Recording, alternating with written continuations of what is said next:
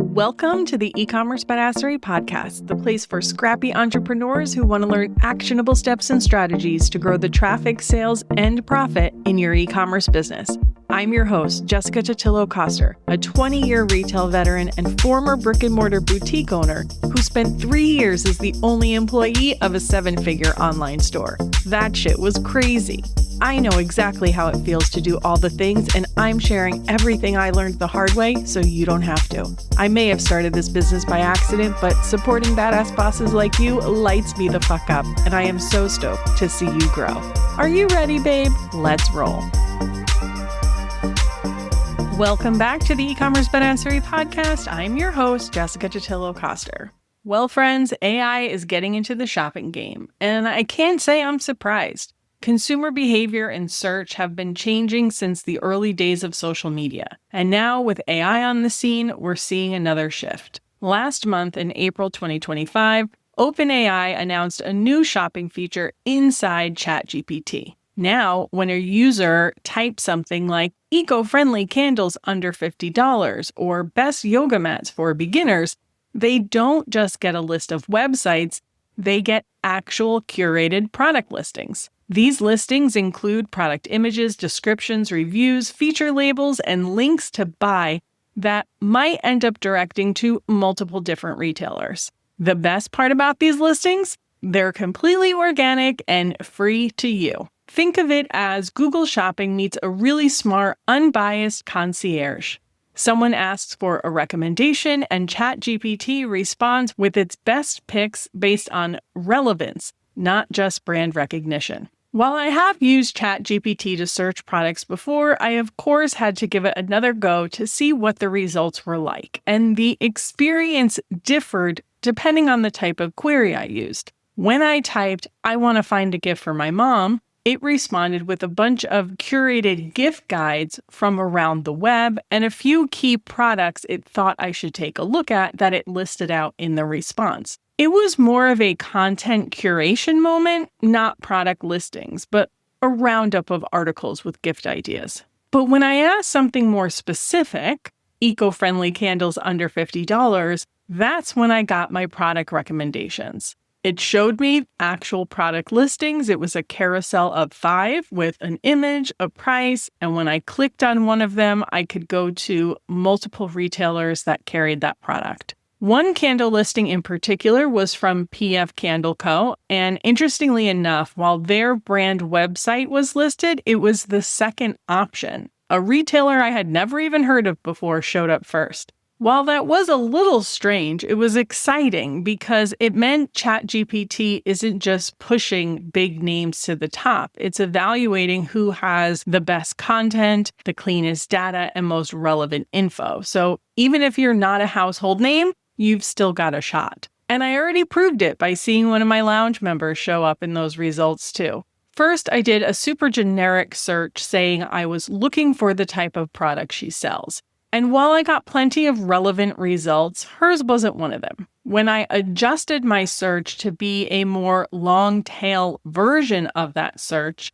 then of the 5 results it showed me, 2 of them were from her. And the best part is it linked me back to her Shopify website, not her Etsy listing. So that was a huge win. Now, I will say she has been in business for a while, and she does have over 600 reviews on this product. It's her best-selling item. While OpenAI doesn't explicitly mention that the number of reviews has anything to do with how they choose products, more on that in a bit, my guess is it probably holds some weight, just something to keep in mind. My point is, she's a small business just like you, and she still showed up in the ChatGPT shopping results. She didn't do anything special other than be mindful and intentional about her product names, descriptions, etc. If she can show up there, so can you. So how does ChatGPT get its product information and decide what to show? At this time, ChatGPT is just crawling the web. Unlike Google Shopping that requires you to submit your product feed, ChatGPT is doing the hard work to find the perfect products for their user. Does this mean product feeds will never be a thing? No. And in fact, OpenAI has already released a form you can fill out if you want to be updated when this feature is available. I'll stick a link in the show notes for you.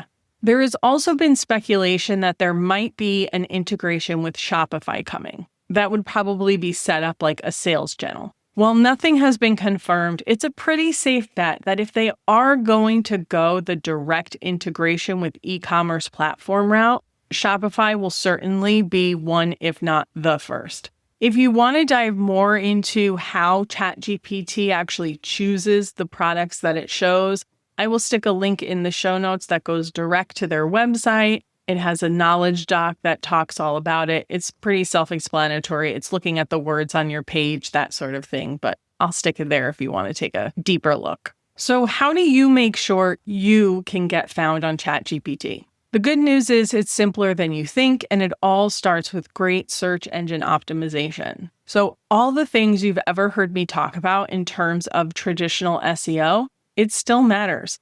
And I talked about this recently on episode 307, 10 high impact projects to boost your e-commerce growth, mentioning specifically that SEO project you've had on the back burner. I know a lot of people tend to think SEO is dead because of all of this change, but like I said on that episode, no matter how much AI transforms the way people search, those results are still directly related to how well your site is optimized and how easy it is for search engines to find you. And the same is true for these product listings in ChatGPT. So what do you need to have in place and what can you do to increase your chances of getting found? First up is structured data, aka schema markup. If you're on Shopify 2.0 with a theme from the Shopify theme store, you already have this built in. 1.0 themes or those not vetted by Shopify might be missing some of the data. Other e-commerce web builders like BigCommerce and even Wix have built-in schema support as well. On WordPress, your best bet is to use the Yoast plugin so you're not theme dependent. And then there is Squarespace. From what I can tell, Squarespace does provide most product schema out of the box except for reviews. If you're on Squarespace, I recommend you reach out to them to find out if it can be added. Check the show notes for a link to a schema validator so you can confirm your markup is being read by search engines. Second, you want to optimize your product pages with words your customers use. I'm going to sound like a broken record here, but you must use the exact words and phrases your customers search for on your product pages. Do not get fancy with your words. Save that for your marketing. If someone were to Google ceramic travel mug with lid under $20, your product pages should include those terms and in natural language, not stuffed over and over again like the old school days. You can also create gift guides on your website. Since ChatGPT still pulls from blog content, having your own SEO-optimized gift guides on your site gives you another way to get discovered, even if you don't show up in those product listings or if the search the user enters in ChatGPT doesn't trigger those product listings. Think 10 cozy gifts for homebodies or best self-care gifts under 50. Now, you need to make sure that these blog posts are optimized and have products actually featured in them. Inside of Shopify Secrets, which is also part of Shopify Badassery, I gave you a step-by-step walkthrough of how you can add product feeds to your Shopify blog posts without any third-party apps. Super cool stuff.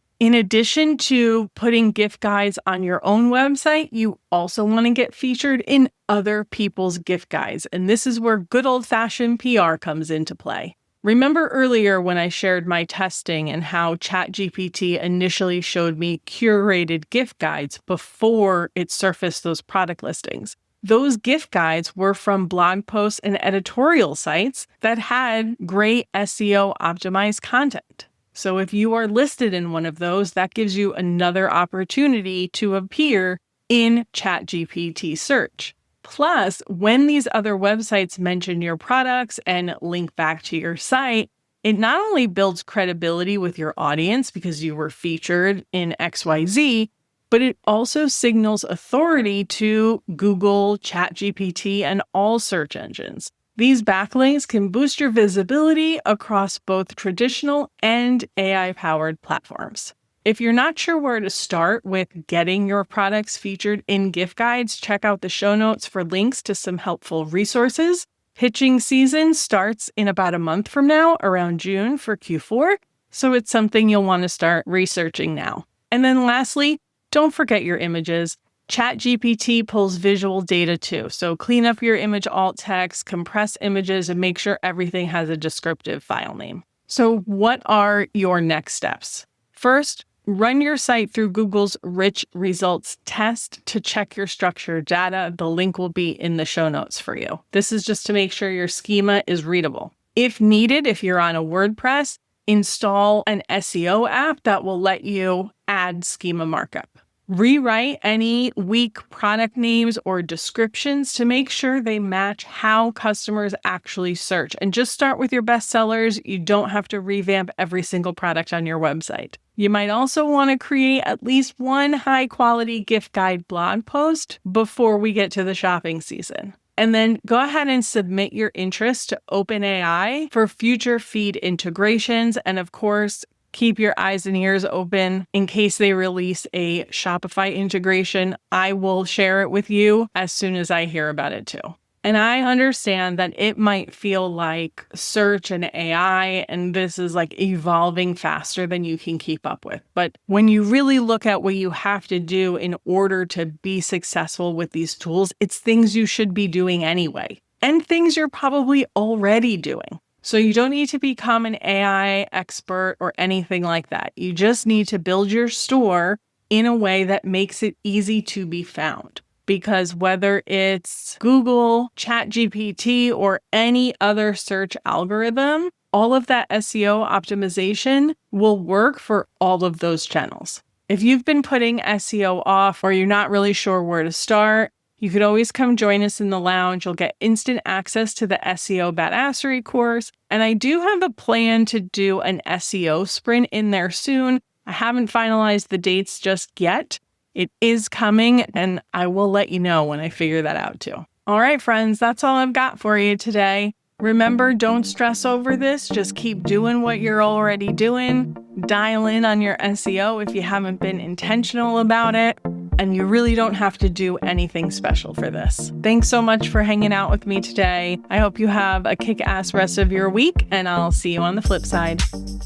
Thank you so much for listening to today's episode. If you want to learn more about growing your e-commerce business, get started with my free resource library at ecommercebadassery.com/free stuff and get an invite to the lounge, my e-commerce marketing membership. When you're ready for one-on-one support, apply to work with me at ecommercebadassery.com/apply. Before you go, would you do me a quick favor? Leave a rating and review and tap that follow button. This pushes me up the chart so I can support more scrappy e-commerce entrepreneurs just like you. I'm on a mission to reach as many as I can, and I could really use your help. Thanks so much in advance. Until next time, e-commerce friend, stay badass.